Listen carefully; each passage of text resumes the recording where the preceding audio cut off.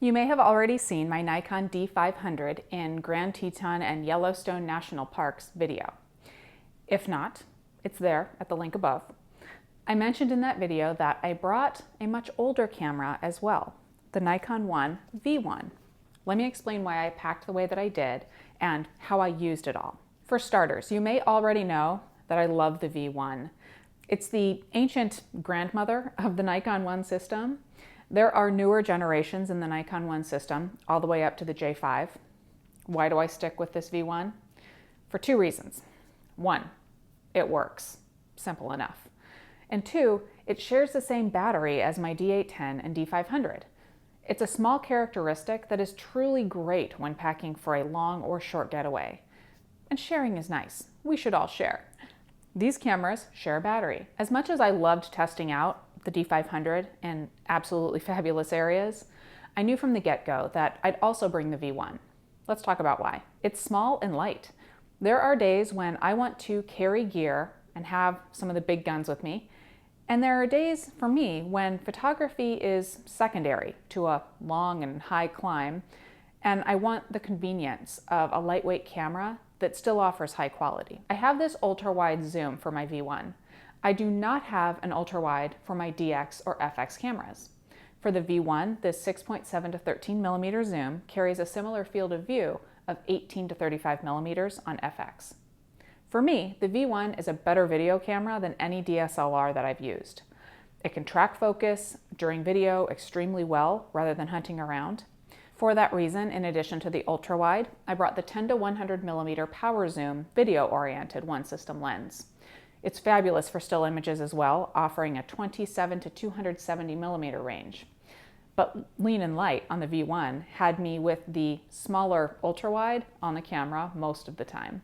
Now, some people think that I hate ultra-wide lenses because of my review video of the Nikon 14 to 24 millimeter f2.8 lens. Completely untrue. The 14 to 24 ultra-wide has no character flaws, but it's bulky, which makes it less than fun for me.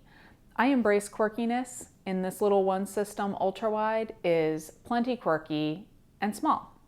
Small is good. Also, the one system is an interesting combination of modern and old school.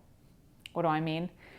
You've got cool modern features like the electronic viewfinder, but it has an old school charm of a small, set, forget, point, and then shoot camera.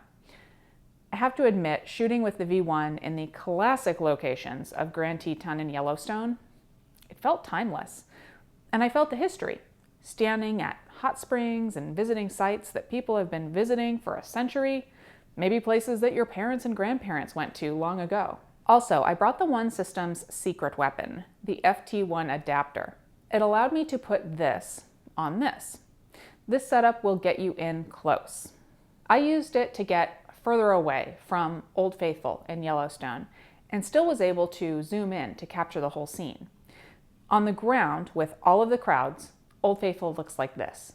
But get up on a mountaintop and then zoom in on the geyser and the crowds, and you get a unique perspective on this national landmark. Now, I took plenty of shots with my D500 on the trip, but the V1 was with me every step of the day, even on light packing hiking days when the D500 stayed back at the lodge.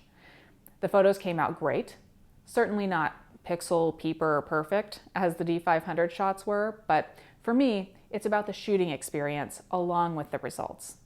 And my little baby here did great on the trip. Now you tell me in the comments, on a week-long trip to some stellar national parks, would you go big or little?